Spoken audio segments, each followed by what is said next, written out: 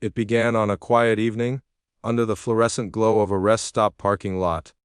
A woman stood beside her car, calm, collected, and wearing the simple clothes of someone returning home from a long journey. Her name was Sergeant Maya Thompson, a decorated Army veteran who had worn the uniform of this country with pride. But to the officers who pulled up, flashing lights cutting through the night, she wasn't a hero. She wasn't a veteran. She wasn't even a person worth listening to. She was just another black woman in the wrong place at the wrong time. Handcuffs snapped shut, accusations flew, and 30 minutes later, before the officers could even finish their paperwork, the doors of the station would burst open. FBI agents, furious and unflinching, stormed in. The question is, what had they just done? Sergeant Maya Thompson had lived many lives within one. Raised in Atlanta, Georgia, she grew up in a neighborhood where opportunity rarely knocked, and when it did, it was often out of reach. Her mother worked 2 jobs, one as a nurse's aide, another cleaning offices late at night. Her father, a Vietnam veteran, carried the weight of both pride and trauma. From him, Maya learned 2 lessons that would shape her forever: never let anyone define your worth, and never back down from what's right. By the time she turned 18, Maya was restless. She wanted to see the world, to fight for something larger than herself. She enlisted in the U.S. Army, and what began as a desperate escape from limited choices became a defining chapter of her life. Deployments to Iraq and Afghanistan followed. She learned discipline, resilience, and leadership in the face of chaos. And though she carried scars, some seen, many unseen, she also carried honors, a Bronze Star, commendations for valor, respect among peers who called her Sergeant T. But outside the uniform, the story was different. Stripped of medals and camouflage, she returned home to a country that looked at her first as a black woman, second as a civilian, and rarely as a veteran. The salute faded the moment she stepped into civilian clothes. The respect was conditional, always tested, always fragile. On that particular evening, Maya was driving back from visiting her younger brother in North Carolina. It had been a long day on the road, and she decided to stop at a rest area just off the interstate. The air was warm, heavy with the smell of gasoline and pine from the trees beyond the lot. She stretched her legs, grabbed a bottle of water from a vending machine, and leaned against her car, scrolling through her phone. That's when she noticed the patrol car. Its headlights cut across the lot like searchlights. 2 officers stepped out, both white, both young enough to be her recruits if she were still serving. Their eyes scanned her before they even spoke. She felt the familiar sting, one she had grown accustomed to, suspicion born not from her actions, but from her skin. "Evening, ma'am," one officer called out, though his tone lacked warmth. "This your car?" Maya nodded calmly. "Yes, officer." "Everything all right?" The second officer circled, glancing at her plates, peering into her windows. "Mind telling us what you're doing out here?" Her brows furrowed. "I just stopped to stretch. Been driving a long way." What should have been a routine acknowledgement stretched into an interrogation. Where was she going? Where had she come from? Why was she traveling alone? Each question layered with the unspoken assumption that her presence here was unusual, suspicious, unjustifiable. Maya's answers were steady, her voice measured. Years of training had taught her how to stay calm under pressure. But inside, frustration coiled. She had led soldiers into battle, negotiated with foreign commanders, and carried lives in her hands. Yet here she was, being treated like a criminal for pausing at a rest stop. She offered her ID, her registration, her veteran's card, proof of her life's service. They barely glanced at it. Their eyes told the story, none of it mattered. Not the rank, not the sacrifices, not the flag she had worn. And in that moment, the air shifted. Because Maya realized this wasn't about protocol. It wasn't about safety. It was about power, and the way some men wielded it when they thought no one was watching. Little did they know, this night would not end quietly. What began as a stop at a rest area was about to ignite a chain of events that neither Maya nor the officers could control. The questions kept coming sharper now, laced with the tone of men who weren't searching for truth but for submission. "Step away from the vehicle, ma'am." The words weren't a request. They were an order wrapped in suspicion. Maya hesitated only long enough to steady her breath. Years of training had taught her the importance of reading situations, staying calm, measuring every move. But this wasn't a battlefield she could control. This was a stage where the rules bent against her. Slowly, deliberately, she placed her water bottle on the hood of her car, lifted her hands slightly, and stepped back. The taller officer, his badge catching the light, moved in first.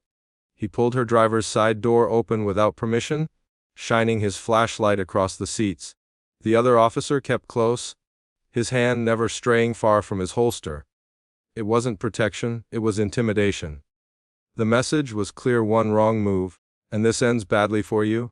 "Excuse me," Maya said, her voice firm but even. "You don't have the right to search my vehicle without probable cause." Her words hung in the night air, sharp as glass. She wasn't pleading. She was stating fact, but facts here weren't welcome. The taller officer shot her a glance that carried both annoyance and authority. "Lady, don't tell me how the law works. We've got reason to check you out." Reason. That single word twisted something inside her. Reason was what commanders gave before ordering soldiers into fire. Reason was the justification for life and death choices. But here, reason was nothing more than a mask for prejudice. She had been trained by the army to assess threats, to think tactically under pressure. And in that moment, she recognized there was no threat, no violation, no real suspicion. There was only bias. The search dragged on, glove box thrown open, trunk inspected, bags rifled through. The sound of zippers and Velcro tearing open filled the lot. Maya stood still, watching as they pawed through her belongings with no care, no courtesy, no justification. And all the while, the second officer lingered close, his shadow falling over her, his posture radiating distrust. Finally, they emerged empty-handed. No weapons, no drugs, no contraband. Just clothes, toiletries, and the personal items of a woman traveling alone. Yet instead of conceding, instead of admitting their error, frustration hardened their faces. The taller officer slammed her trunk shut with a sharp thud. He turned, jaw clenched. "Turn around. Hands behind your back," struck like gunfire. Maya blinked, stunned. For what charge? Resisting. Suspicious behavior. "We'll figure it out downtown." Her heart pounded in her chest. She wanted to argue, to demand reason, to stand her ground. But she also knew how quickly these moments could spiral. She had seen soldiers in foreign lands escalate situations with a single careless move. She had seen civilians punished not for what they did, but for what they represented. Still, she couldn't let this stand. "This is unlawful," she said, her voice steady but burning with restrained anger. "You know it? I've served this country. I know my rights." The officer smirked, closing the distance. "Not tonight, you don't." Cold steel bit into her wrists. The cuffs clicked shut, final and merciless. Her arms ached instantly, locked behind her back. They shoved her forward, guiding her with rough hands toward the squad car. Her veteran's ID, a small, laminated testament to years of sacrifice, still sat on the hood, ignored, forgotten. The car door opened. She was pushed inside, the cage of metal and plexiglass sealing her off from the world. The smell of vinyl, stale coffee, and dust filled her lungs. Outside, the red and blue lights spun endlessly, painting the night in chaos. As the cruiser pulled away, Maya stared at the blurred lines of the highway through the tinted glass. Her breath came shallow, quick. She replayed every second. What had she done? Existed. Driven while black. Stopped to rest. At the station, the humiliation deepened. They led her through the double doors, as though she were a criminal caught in the act. An officer at the desk raised his eyebrows but said nothing. Silence here was complicity. "Name?" The intake clerk asked without looking up. "Sergeant Maya Thompson," she said. The clerk paused, eyes flickering for a moment, then scribbled something down. No acknowledgement, no recognition, just more indifference. They took her fingerprints, pressing her ink-stained hands onto cold paper. They snapped mug shots, one straight, one profile. The flash burned her eyes, reducing her to nothing more than a number in their system. Whispers floated around the room, just loud enough to sting.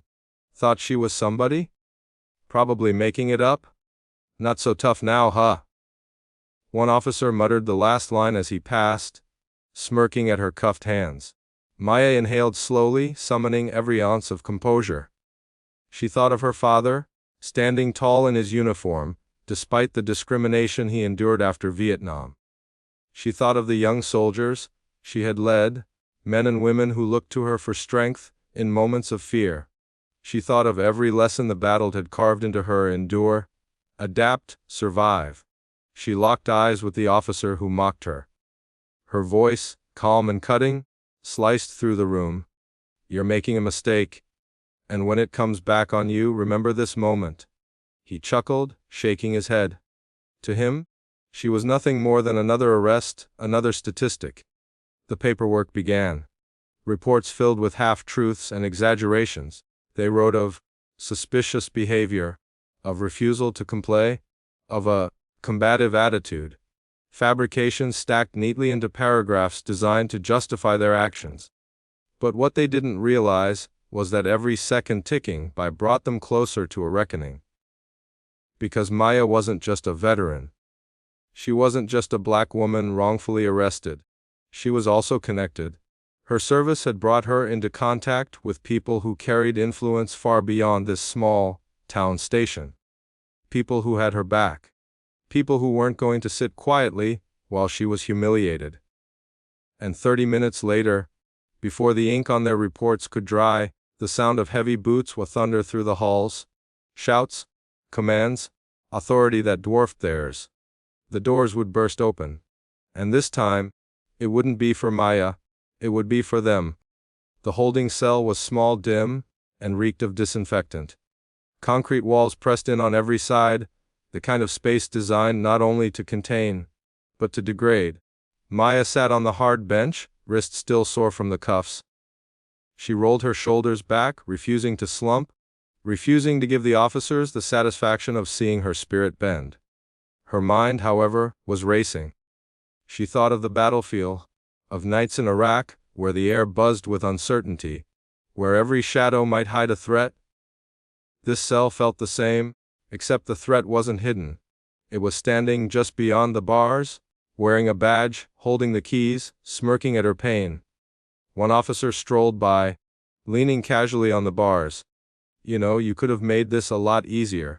Smile, cooperate, maybe you'd be home by now. Maya lifted her eyes, sharp as steel. Home. You mean was free until you put me here? He sneered. You think that uniform you used to wear makes you special? Out here, you're just another suspect. That word, suspect, hit harder than the cuffs had. She had risked her life for this country, carried comrades bleeding in her arms, endured sandstorms and gunfire. And now, stripped of context, she was reduced to a single label. Suspect. For a moment, a flicker of doubt crept in. Maybe this was how it always ended for people who looked like her. No matter the medals, no matter the service, no matter the sacrifice. But then she remembered her father's words, etched into her childhood like scripture. Never let anyone write your story for you. Speak it yourself. Even if your voice shakes. She straightened her back. If this was the battlefield, then she would fight the only way she could. By refusing to be silent. Officer? She called out, her tone sharp enough to halt him mid-step. Get me a phone. I have the right to make a call. He laughed, shaking his head. You watch too much TV. You'll get a call when we say so. Her fists clenched, nails digging into her palms. Anger swelled inside her, but she forced it into focus. In combat, rage was a liability. Controlled, it became power. The minutes dragged like hours. Every tick of the clock above the desk was a reminder that her freedom was being stolen 1 second at a time. She thought of her mother, probably waiting on a text that Maya had made it home safely. She thought of her brother, fresh out of college, looking up to her as proof that discipline and courage mattered. She thought of every soldier she had ever commanded. What would they think, seeing their leader trapped behind bars like this? And then, faintly, she heard it. Boots. Multiple pairs, heavy and fast, moving in unison. Not the casual shuffle of patrol officers, but the purposeful stride of trained agents. The sound grew louder. Doors swung open. Voices barked orders, clipped and commanding. The officers in the station straightened, caught off guard. And then, the door to the holding area burst open. 4 men in suits entered, followed by 2 women, all flashing badges that gleamed under the fluorescent lights. The letters were unmistakable FBI. Maya rose instinctively, military discipline kicking in. Her heart pounded, not with fear, but with sudden, electric relief. The lead agent's voice cut through the room. "Where is Sergeant Maya Thompson?" Every officer froze.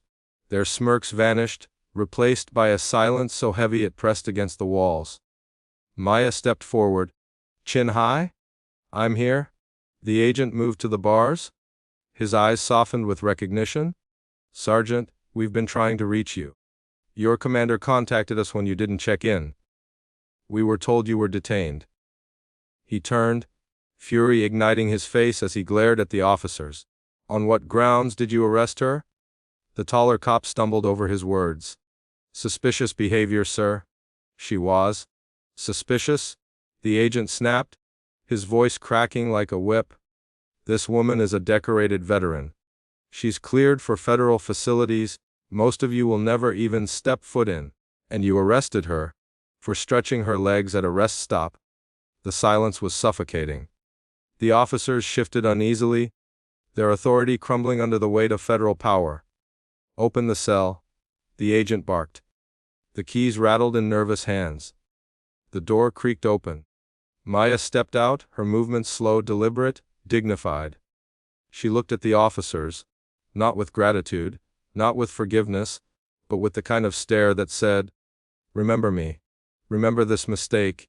An agent draped a blazer over her shoulders, shielding her from the chill of the station. "Sergeant, you're free to go. And I promise you, this won't be buried." The breaking point had come and gone. The cuffs were gone. The cell was behind her. But Maya knew the scar of this night would remain, etched into her memory like every battlefield wound. She wasn't just walking out of a police station. She was walking into the next fight, one that wouldn't require bullets or bombs, but truth, exposure, and accountability. And this time she wasn't alone. Because the system that had tried to silence her had just been caught in the act. And the agents who freed her weren't simply rescuing one woman. They were pulling back the curtain on an injustice that could no longer hide. The air outside the station was heavy with humidity and silence. The flashing lights had faded, the squad cars now just dark silhouettes against the night. For the first time in hours, Maya felt the cool brush of freedom on her skin. But freedom didn't feel like victory. It felt fragile, like glass that could shatter at any second. The FBI agents guided her to an unmarked vehicle. One of them, a woman with sharp eyes and a clipped tone, spoke softly. "Sergeant, we'll take you to a safe location for the night. This isn't over, but you're out of their hands." Maya nodded, her body stiff, her mind still caught in the echo of metal cuffs, the sting of humiliation. She slid into the back seat, staring out the window as the station grew smaller in the distance. Her phone, returned reluctantly by the officers, buzzed with missed calls and messages. From her mother, from her brother, from fellow veterans who had heard whispers of her arrest. The news had spread quickly, faster than the officers could contain it. But inside, Maya was divided. Part of her wanted to scream, to demand justice immediately. Another part wanted to crawl into silence, to shield herself from the weight of eyes that would now see her not just as a soldier, but as a victim. The agents spoke in hushed tones, discussing procedures, investigations, and internal affairs.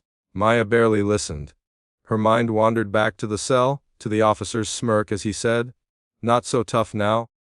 That face would haunt her? Not because of fear, but because of what it represented, the certainty of men who thought they could act without consequence. By dawn, her story was no longer confined to that small town station. Local reporters had caught wind of it. Social media buzzed with outrage, decorated black veteran arrested without cause, hashtags spread like wildfire, veterans groups demanding answers, civil rights activists amplifying her name. Within hours, the station was swarmed by cameras. The same officers who had mocked her now kept their heads down, shields of silence replacing arrogance. The police chief stumbled through a press conference, citing procedural misunderstandings and ongoing investigations. His words rang hollow, brittle against the storm gathering outside. Maya, meanwhile, faced her own storm. Interviews requests flooded in. Some wanted her story, others wanted her outrage. But she hesitated. She knew the price of speaking. The internet was both sword and shield. One post could bring solidarity, or it could unleash waves of hate. She thought of her soldiers, the young privates who had once looked to her for guidance. What would she tell them now? That silence kept you safe, or that truth demanded a voice, even when the cost was high. The FBI offered her protection, legal counsel, and a pathway to accountability. But accountability was never simple. Officers had already filed reports painting her as combative, resistant, unstable. To them, rewriting the story was just as powerful as writing the arrest record. Maya knew the battlefield had changed. She wasn't fighting insurgents anymore. She was fighting perception, narrative, and the deeply rooted machinery of a system that shielded its own. One evening, sitting across from her mother at the kitchen table, Maya finally broke the silence. "I thought wearing the uniform meant something," she whispered. "That it protected me, even when I took it off. But out there, it didn't matter. All they saw was my skin." Her mother reached across the table, taking her hand. "Baby, you wore that uniform for a country that still struggles to see you. But that doesn't mean your service is invisible. It just means the fight isn't over. You fought overseas with courage. Now you fight here with truth." Those words settled deep into Maya's heart. She realized then that her pain wasn't just her own. It was part of a legacy, a history of battles fought in courtrooms, in streets, in hearts and minds. The breaking point had freed her body, but Chapter 4 was about something larger, what came after the chains were gone. Investigations began. Internal Affairs interrogated the officers. Video from the rest stop surfaced, grainy but clear enough to show her standing calmly beside her car, never raising her voice, never resisting. The narrative of suspicious behavior began to unravel. But the damage had been done. Maya couldn't erase the memory of the cuffs, the cell, the smirk. She couldn't erase the sting of knowing that even with medals and honor, her dignity could be stripped in minutes. And yet, through that pain, something else was born. Resolve.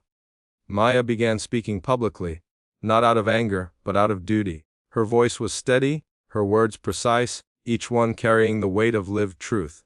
She spoke to news outlets, to veteran groups, to community forums. She told them not just what happened, but what it revealed. That racism wasn't confined to slurs or shadows. It lived in the authority of men with badges, in the unchecked power to decide who was free and who was not. The officers who arrested her were placed on leave. Protests swelled outside the station, voices chanting her name alongside demands for reform. Some called her a hero, others dismissed her as a troublemaker. But Maya knew labels didn't matter. What mattered was that the story couldn't be buried. At night, though, when the cameras were gone and the house was quiet, she felt the weight of it all pressing down. She remembered the cell, the mocking voice, the sharp snap of handcuffs. Trauma wasn't washed away by headlines or applause. It lingered, heavy and raw. Still, she endured. Because enduring was what she had always done. The consequences of that night rippled outward. Into her community, into her own heart, into a nation still struggling with the same wound. Maya realized this: she had survived wars abroad. But the war she faced now was one that every soldier, every black man or woman in uniform carried home with them. The war of being seen, respected, and valued equally. And unlike the battles overseas, this one had no end date, but she wasn't walking it alone anymore. The storm that began in a lonely rest stop parking lot didn't fade when the FBI opened her cell. It spread, wave after wave, until the country could no longer ignore it. News anchors spoke her name. Editorials questioned the very structure of policing. Social media turned her story into a rallying cry. For many, Maya Thompson was more than one woman. She was proof that service, sacrifice, and honor meant little in the face of racism. Proof that no uniform, no medal, no title could shield a black woman from suspicion. But for Maya, it was still personal. Every morning, she woke with the memory of steel biting into her wrists. Every night, she replayed the sneers of the officers who treated her as less than human. Healing was not linear. Some days she burned with anger. Other days, exhaustion wrapped around her like chains. And yet, she rose. Because rising was what she had always done. Community leaders reached out, asking her to speak at town halls, universities, and veterans organizations.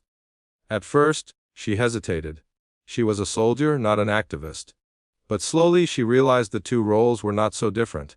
Both required courage. Both required sacrifice. Both demanded a voice, steady even under fire. So she stood before crowds, her posture as straight as it had been in uniform, and told her story. She spoke of the stop, the search, the arrest, the humiliation. But more than that, she spoke of the deeper truth, that racism did not disappear with laws, that it lived in assumptions, in unchecked authority, in the silence of those who knew better but said nothing. Justice, she told them, isn't about punishing a few bad officers. It's about changing a system that makes their actions possible. It's about ensuring that no one else has to stand where I stood, in cuffs, stripped of dignity, for nothing more than existing. Her words echoed. Veterans nodded, some with tears in their eyes. Students recorded her speeches, sharing them online. Parents brought their children, saying, "Listen, learn." Remember her name. The officers who arrested her faced hearings. Under pressure from both federal investigators and public outrage, their fabricated reports unraveled. Body cam footage, what little they hadn't tried to conceal, contradicted their claims. Their smirks, once so confident, now faltered under questioning. Suspensions turned into dismissals, lawsuits followed. The town's police department, once obscure, became a symbol of what accountability should look like when the curtain is pulled back. But Maya knew the fight wasn't about two men losing their badges. It was about every badge, every station, every moment when prejudice masqueraded as law. Through it all, she leaned on the people who had always stood by her, her family, her fellow veterans, the community that saw her not as a victim, but as a warrior who refused to surrender. One evening, months after the arrest, she returned to the same rest stop where it had all begun. The lot was quiet, lit by the same dim lamps, surrounded by the same trees whispering in the dark. She stood beside her car, the memory pressing against her chest. But this time, she wasn't alone. Veterans stood with her. Reporters filmed from a distance. Supporters held candles, their flames flickering against the night. Together, they reclaimed the space. Maya stepped forward, voice steady. They tried to take my freedom here. They tried to strip me of my dignity. But tonight, we take this place back, not just for me, but for every person who has been made to feel less than human because of the color of their skin.